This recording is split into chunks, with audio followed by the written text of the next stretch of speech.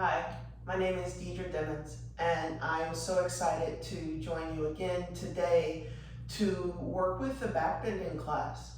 This class is inspired by Marsha P. Johnson, and so we'll take a practice that allows us to open the chest and open the chest to fully open our hearts and being able to go into that space where our hearts are open to the world, but there's still the support from our upper back to support the opening in the heart and to support the release in the head and the neck. So we will start this class today in Adho Mukha Virasana, downward facing hero's pose, which is also called child's pose.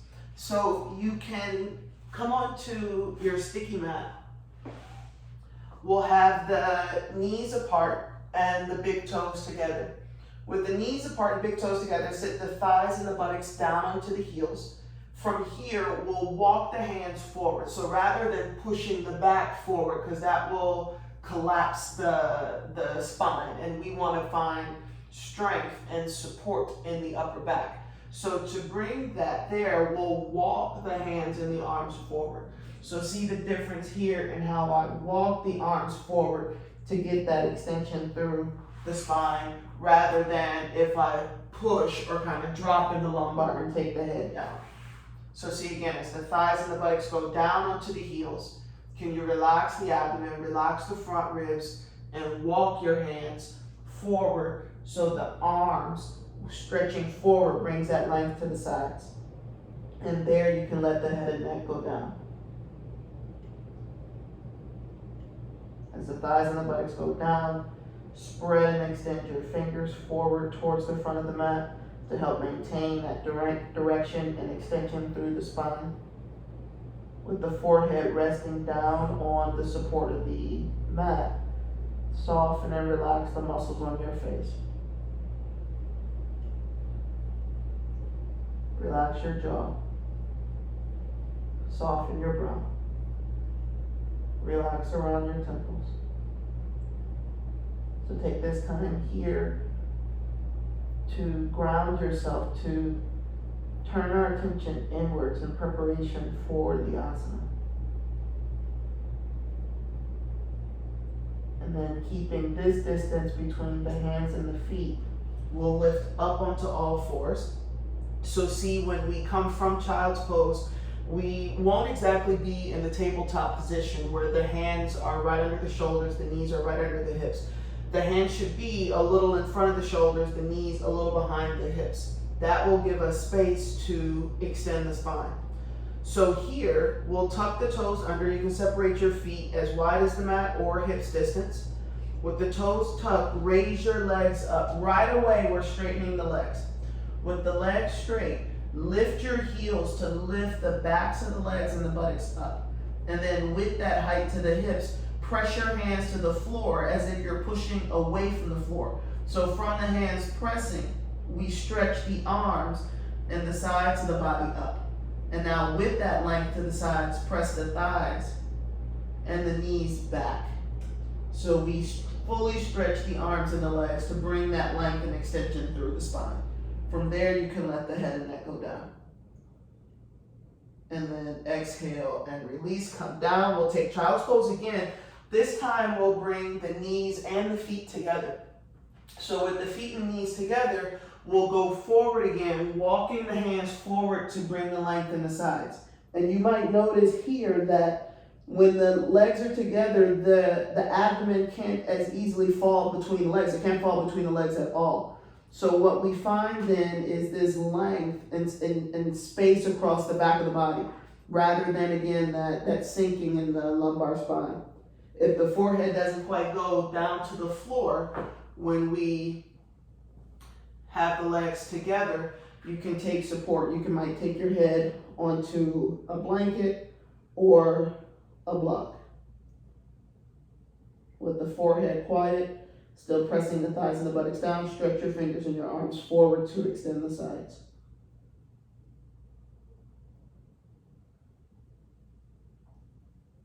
And then from here, we'll come up onto hands and knees again.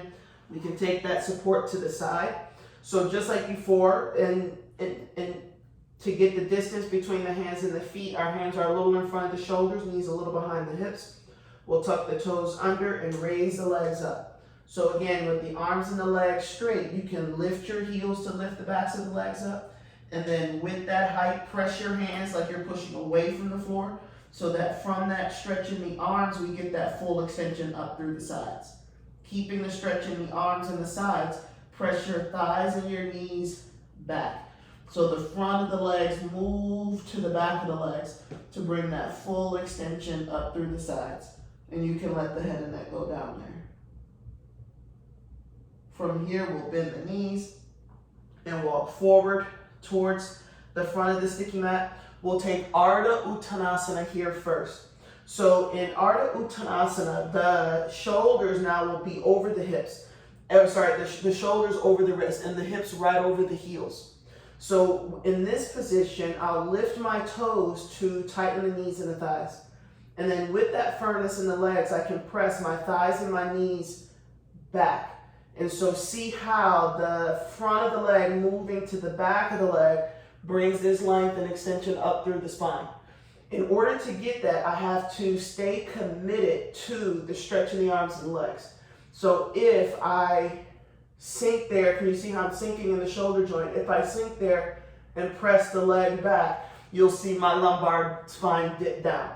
But if I can press my hands to stretch the arms and lift the toes to firm the legs, and I keep that then as I press the thighs and the knees back and pull my chest forward to fully extend the spine. And now with that stretch in the arms and the legs, I'll spread my elbows to release the sides of the trunk down. So again, I can draw the knees and the thighs up towards my hips, press the thighs back, and as I spread the elbows out wide, I'll let the head and neck release here. So here we learn to stay firm in the legs. Firm meaning how we comb the muscles in the legs up, how we press the heels down to get that connection into the hips. And by connection, I mean the femur bones connect into the hip socket to not only stabilize us here, but that then allows the spine to release there. Head and neck can relax fully. We'll take a few more breaths here. To come up, we'll take our hands to the hips, press the feet, and come all the way up. So now we'll come into our full arm balance practice. If you are new to full arm balance, you can take your sticky mat to the wall. You can, no matter if you're new or not, you can take the sticky mat to the wall, or you can just kick up without the mat. If you're new to full arm balance, how we learn to kick up, we first will measure that our hands are about our hands are a hand's distance away from the wall, and then I separate my hands shoulders width. So remember in Uttanasana how we had to stay firm and commit to that stretch in the arms. Same is true here. So as I press my hands to stretch the arms, I'll pull my chest to the wall and then step 1 foot forward. So I see, can I maintain that stretch in the arms, maintain that lift in the chest as I swing one leg. So here what we're going for is the freedom in this leg, how the leg can swing and be light, but see how my arms are firm. The arms are straight and I am still committed to that stretch in the arms. Then we'll rest in Uttanasana. So that is the first part of kicking up into full arm balance, how we learn to find the foundation, the stability in the arms as we begin to swing the leg. If that's all coming well, if you found you could swing the leg and still stay strong in the arms, then the second part, we hop. So to hop, my hands are still hands distance away from the wall, shoulders width. I stretch the arms fully, chest to the wall, 1 foot forward. Here, I'll swing, swing, swing, push off the bottom foot and hop. Swing, swing, swing, push off the bottom foot and hop. Swing, swing, swing, push off the bottom foot and hop, and then rest in Uttanasana. So you might find as you're hopping, you may not get up to the wall, and that's fine. What we're trying to find is the freedom in this pose. And so when we often think about those stronger poses like full arm balance, we may feel that I gotta be strong. But actually what we have to be is light in how we swing the legs, how we push off the bottom foot and swing the legs up. That strength, that stability is coming from how we maintain the stretch in the arms. So with those two steps, we eventually kick up. So that looks like this. Hands distance away from the wall, shoulders over the wrist. I stretch the arms fully, step one foot in.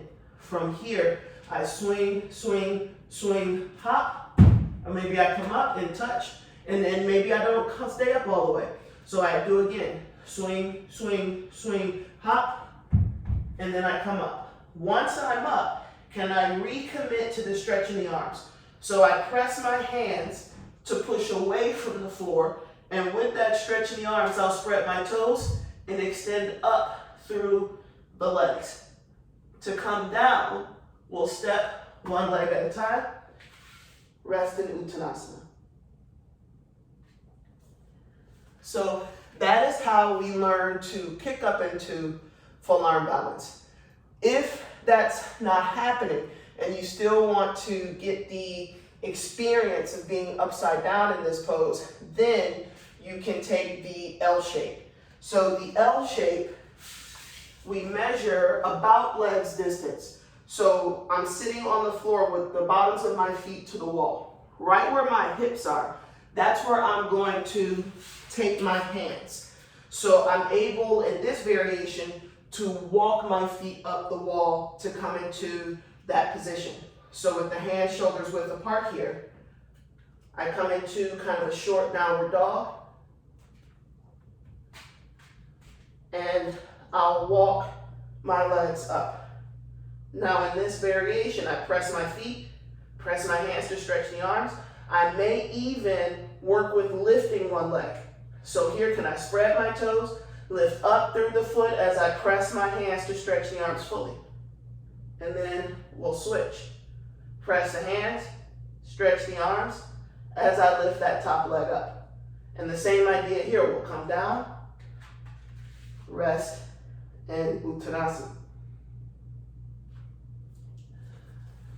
So again, in full arm balance, we're learning to stabilize the base, which is now the hands and the arms. So when we're strong there, and strong doesn't mean gripping, it means how we're understanding the extension in the arm and how that connects us into the strength and support of the upper back.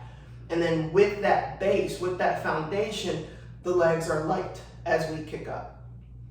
From here, we'll take a pose called Dvipada Viparita Dandasana. This is a back bend over a chair. So you can take your chair like this.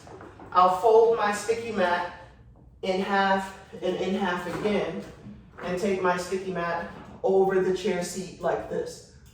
So we'll come into Dvipada, first working to connect different parts of the upper back in. So the first part will be that top shoulder blade, right about where my hand is here.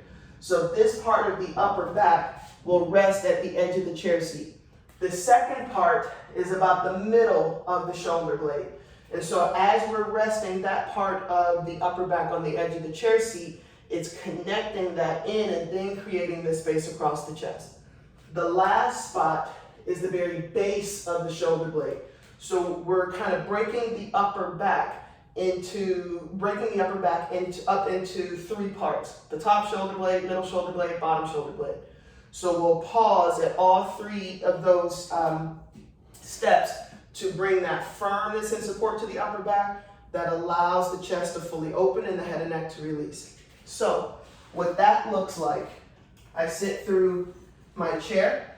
If you don't have a backless chair, you can do this in any folding chair, turn sideways, and you might just sit like this. So your side is in line with the backrest. You might also put 2 chairs together. If you have 2 chairs about the same height, the chair seats can come together and you can put the sticky mat over to add a little support as you curve over. So to come into this pose, I move my hips off, and see how I'm moving the hips of my buttocks way off, so that when I way off the chair seat, so that when I lie back, my shoulder blades start on the chair seat. Here, see how I spread my fingers wide. The moment if I grip my hands on the backrest, see how that pulls the shoulders this way. The outer corners of the shoulders, we actually want to go this way to allow that lift to come to the chest. So I spread my fingers wide and I slide my hands way down to the bottom of the backrest.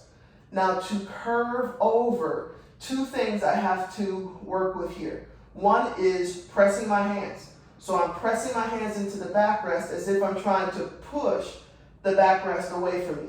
And see how that starts to get me to move this way towards my head. But if it's just hands, I don't go all the way. So I have to do then not only the hands, but the feet. So my feet press down to help me move this way. So I add those 2 things together. I press my feet, press my hands, and slide towards my head. I'm going to stop with the top shoulder blade at the edge of the chair seat. With the top shoulder blade at the edge of the chair, I interlock my fingers behind the back of my head, and my hands are just going to hold the weight of my head. So I'm not trying to lift my head up. I let the weight of my head rest in my hands. And as the head settles here, and I let go, the chair seat, that edge of the chair seat will begin to do this work for me. As I rest my upper back into the edge, into the chair seat, it's that edge of the chair seat will push that top shoulder blade in that allows me to open up here in the top chest. And so from that support in the upper back, I'm here now able to open the top of the chest and release the head and the neck. So that's the top shoulder blade. To get the middle of the shoulder blade to move in, I'll take my hands again to the backrest, spread the fingers wide. I press my hands, press my feet, and slide more to the head, and I'll stop now where the middle of my shoulder blades are at the edge of the chair seat. And again, I let the weight of my head rest into my hands. In that letting go, resting the back into the support of the chair seat, resting the weight of the head into my hands. In that letting go, the top chest will spread and open. So I just get to let go here. It's quite strong how the upper back moves in to support that opening into the chest, to support the release in the head and neck. That connection of the upper back is strong, but at the same time, it's allowing this freedom here, this space to just release the head and neck, to allow the brain to become calm and quiet. And the last part here, I'll walk my feet in a little bit so I can come more into my legs when I press the feet. As I press my hands into the backrest and press my feet, I'll slide more towards my head now so that the bottom, the very base of the shoulder blade is at the edge of the chair seat. And I can again take my hands to the back of the head and release here. So what's happening here, that sliding, curving over the chair this way, how we're sliding, not walking the shoulders, that traction from the sticky mat will get the skin of the back to move downwards towards the buttocks, and that allows this opening here. If we were to walk the shoulders off, the shoulders and everything would go in the wrong direction, and there would be strain here in the neck. If this is all coming fine, once the upper back is in, you may find then that you don't need the hands to hold the head. So here with my hands resting on my abdomen or my ribs, I can relax the shoulders and let the head and neck release here. And my head and neck are releasing from that support, from that connection into the upper back. To come out of this pose, we'll step in again, press the hands to slide towards the head. So now I'm sitting on the chair seat. I'll take one hand to the backrest, the other hand to the back of my head, and I use my hand to lift my head until I can see my legs. From here, I'll come up. And what I find, and this may be different for all of us, but when we do this, when we're moving in the right direction, and right direction meaning when we're getting the upper back to connect in such a way where the whole spine, especially the lumbar spine, extends and the upper back moves in, what I find is not only this space and opening across the chest, but the way that we can release the head and neck there, the way that the brain can release, it takes me into a space where I feel light. So if I'm stressed or anxious or kind of have a lot on my mind, releasing the head and neck from the support in the upper back gives the brain a wash. So once we have worked with Dvipada Viparita Dandasana, that back bend over the chair, we'll now curve over again to practice Urdhva Dhanurasana. This is upward bow, also sometimes called full wheel pose. So here, I come in the same way. I'll take the hips off so that when I lie back, my shoulder blades are on the edge of the chair seat. Rather than stopping at all 3 points, top shoulder blade, middle shoulder blade, bottom shoulder blade, rather than stopping at all 3 points like we did before, we'll just go straight to the bottom shoulder blade. So I press my hands, press my feet, and slide towards my head until I get that bottom shoulder blade at the edge of the chair. From here, I can take my hands to the floor. With the outer elbows in, I'll press my hands and press my feet and lift up any amount. Now, what's nice about back bending over the chair is it doesn't matter if you lift off the chair or not. You're already in the pose. So just here, I am in Urdhva Dhanurasana. The chair helps us find that shape, and it helps us find the connection. The edge of the chair seat is helping me connect the upper back in. And my tailbone, my sacrum's at the other end of the chair seat. So I have those 2 points of my back moving in already. To get up, I'll see, can I press my hands and my feet to lift any amount? And then we'll come down. And you might do again. I press and lift any amount. To get up, we come up the same way, holding the backrest, holding the head. I'll lift my head and come on up. Urdhva Dhanurasana is strong even when we're using the support of the chair. What's interesting when we take this pose, if we get here and we reach, I can't get my hands grounded in a way that I can lift up here. So we're not reaching here, we're finding the direction. So watch how I find that direction. I bring my hands, can you see how I bring my hands to the top, the backs of my hands to the tops of my shoulders like this. So with my hands kind of resting, almost like I'm flicking my wrist, as my hands rest there, then I just roll my elbows this way and see how that then helps me get my hands down. From here, I can lift up, again, any amount. To come up, we'll take the hold of the backrest, hold the back of the head, and lift.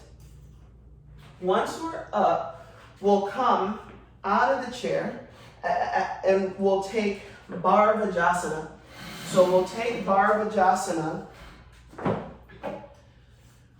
sitting now sideways against the chair. We can press the feet, stretch the arms up, and then turn towards the backrest. Here, as I press my feet down like I'm going to stand up, I'll raise my sides up to extend the sides. With an exhalation, see how I relax the abdomen and the ribs, and I spread the elbows to turn.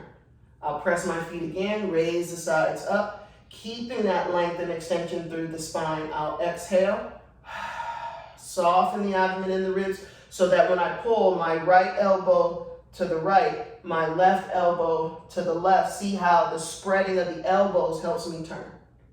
And then we'll release and go to the other side. So again, I press my feet, lift the arms up to extend the sides, and turn towards the backrest. Here again, as I press my feet and raise the sides up, keeping that length in the sides, I'll exhale, soften the abdomen and the ribs, and I can spread the elbows to turn. I press my feet, lift the sides up, keeping again that extension. I exhale, relax the abdomen and the ribs, spread the elbows and turn. And once more like that, I press my feet and lift. With that lift, I spread the elbows and turn a little further there. And then we'll do one more time each side. So we'll turn to the first side, pressing down into the feet, we'll raise the arms up and turn towards the backrest. So again, as I press my feet, I lift the arms to extend the sides. With that length, I exhale, relax the abdomen and the front ribs, and I can spread the elbows and turn. I press my feet, raise the sides up, keeping that lift. I exhale and turn. Inhale, lift, exhale, and turn. Here I can roll the back shoulder back. And as I roll that shoulder back, I'll now look back over that shoulder. And then release, and we'll go to the second side. So again, as we press the feet and lift the arms up, we'll turn towards the backrest. With an inhalation, I press my feet, raise the sides up, keeping that lift. I'll exhale, relax the abdomen and the front ribs, spread the elbows and turn.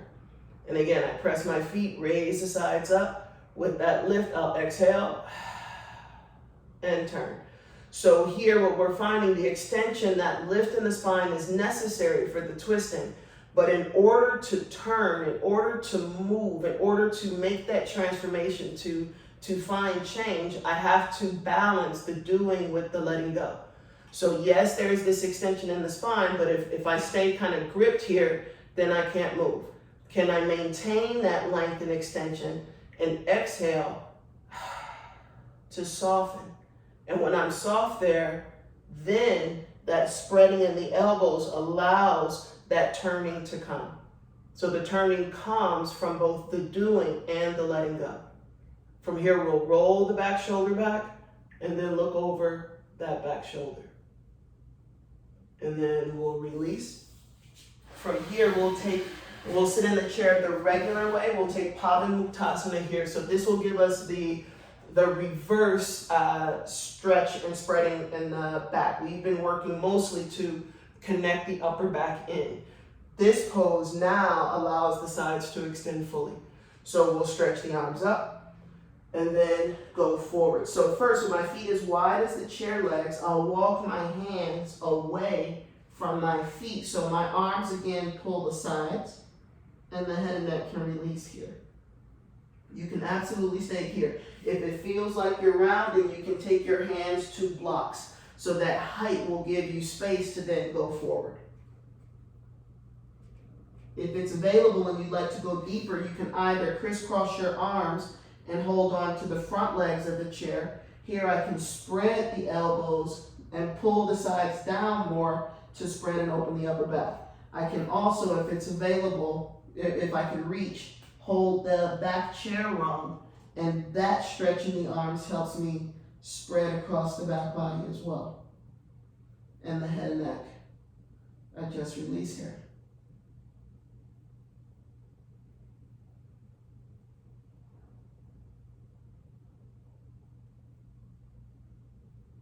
To come up, we'll release the hands, keeping the head and neck quiet.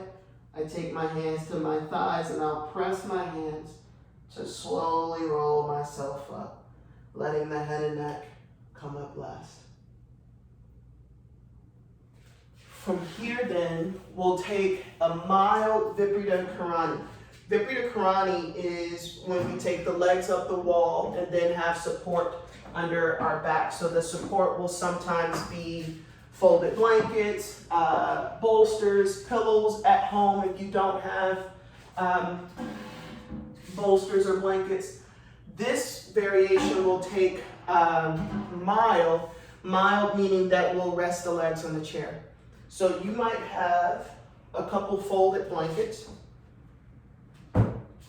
I'll set up my folded blankets like this. If you don't have folded blankets, you can also use a small pillow, just some height under the hips to spread and open the chest.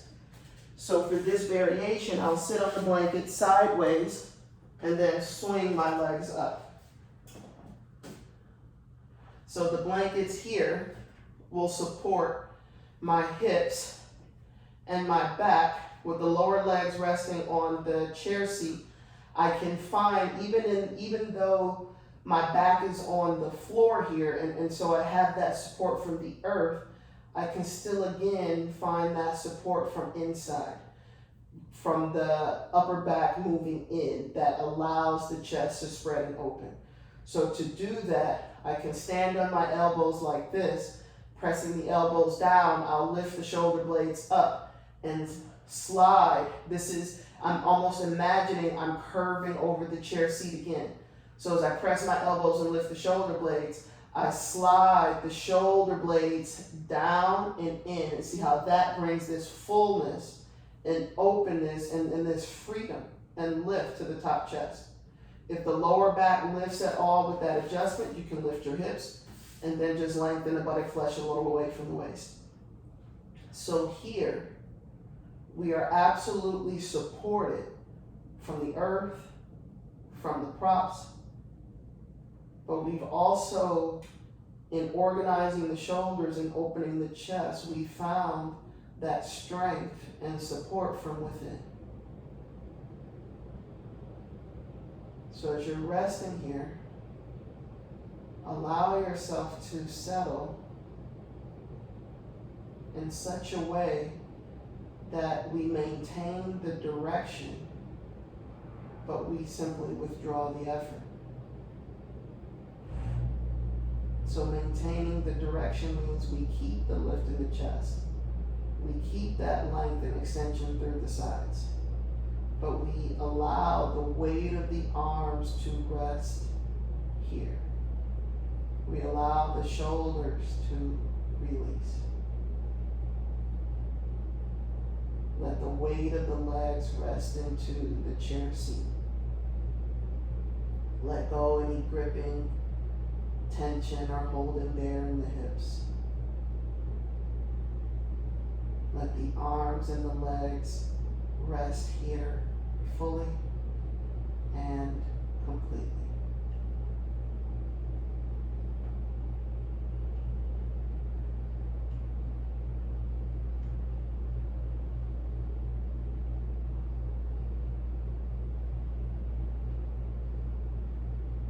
As the arms and the legs settle here, allow the back body to rest into the support.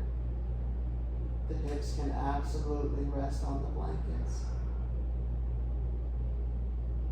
Let even the upper back rest on the earth. And so see there that even though we found the strength and support of our own back, we can still rest here where we allow the abdomen to soften. We allow the front ribs to soften. We can relax and let go of the skin on the chest. So while there is that firmness in the upper back, it doesn't mean that we have to harden ourselves or harden the front body. That strength from the back allows us to be open, allows us to be free and even vulnerable here. So the whole front of the body open, supported from the back. Let the back of your head rest into the support of the earth. Soften and relax the muscles on your face. Relax your jaw. Soften your brow. Relax around your temples. Just let go here.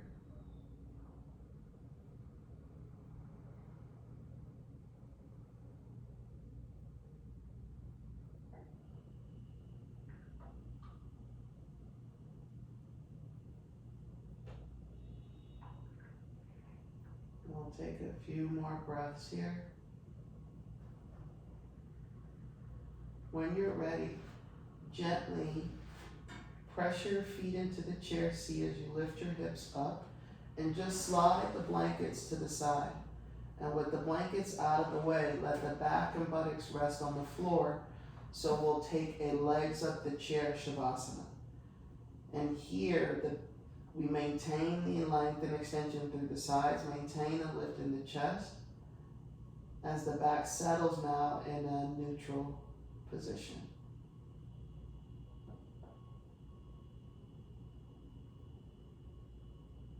Allow yourself to rest here. Let go any gripping, let go any tension. With the work of the asana complete, even allow yourself to let go any doing, any effort. Just be here. Allow yourself to rest and be here in this moment for just a little while.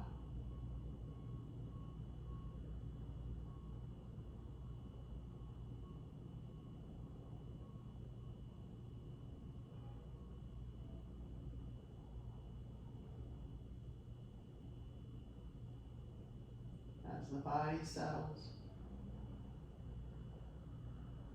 notice if we become more active inside, if the thoughts pull our attention from one to the next. As the back of the head settles into the earth, let your brain release back, down, and in. And then with each exhalation, allow yourself to let go, not just outside, but in. So we may hear noise from outside, maybe traffic, maybe rain, maybe people talking. And that might pull our attention to that sound. As soon as you become aware that that's where your thoughts are going, see, can you exhale and let that go?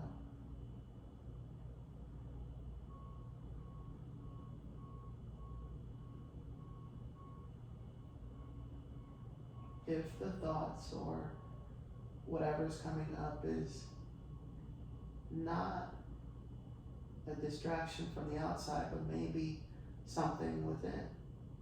Maybe it's our own memories, our own thoughts about work that we have to do later or responsibilities. See, as soon as our thoughts or our attention move in that direction, exhale and let that go. Allow yourself to be here for just a little while.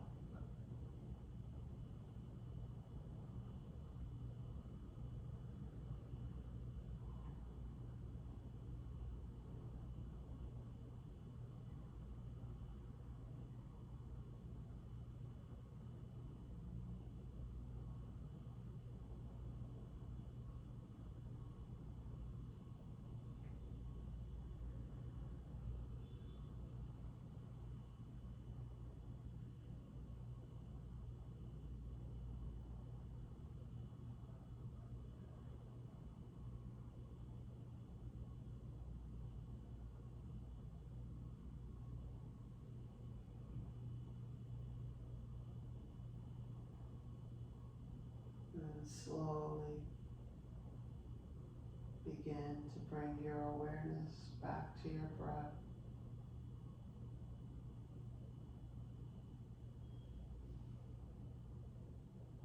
Making the inhalations just a little deeper. Exhalation a little longer.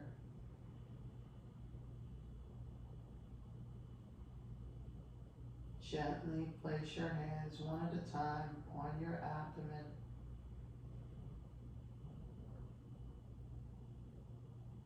You can hug your legs into your chest. Gently roll to one side. You can pause a moment on your side, letting your head rest on your arm for support. And keeping the head and neck quiet here. Gently press your hands down and slowly lift yourself up. Slowly lift yourself up and make your way into a tall seat. Join your hands together at the center of your heart. Sit up tall.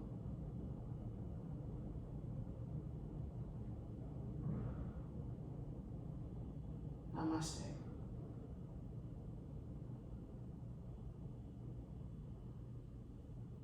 Thank you all so much for joining me in this short class inspired by Marsha P. Johnson, where again, that work to firm the upper back, to support this freedom and opening and expansion and space across the chest. One of the things I've learned about Marsha P. Johnson just from interviews I've listened to from the people that knew her is she always inspired people to be their true selves. And so this backbending practice was inspired by that message. Thank you so much for joining me today.